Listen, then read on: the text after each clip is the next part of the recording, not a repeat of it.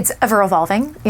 Social media and all of these online platforms, it's kind of like the wild, wild west, right? So I feel like a lot of people are really hesitant to speak much in this space because by this time this airs, things could have changed, right? So, but what I can say is that it's 2019.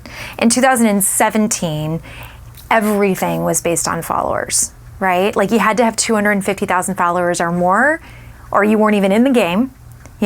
Networks and studios were plucking these YouTube and Instagram stars and trying to give them their own show, trying to make them stars across multiple platforms, behind paywalls. And what they found out was they got burned.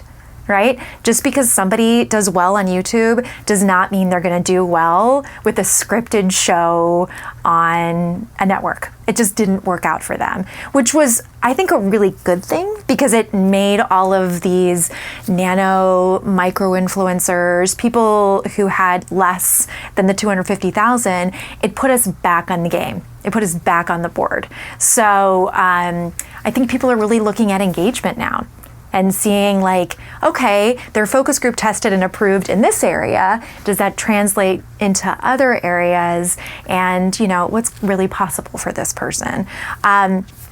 It's imperative to do content.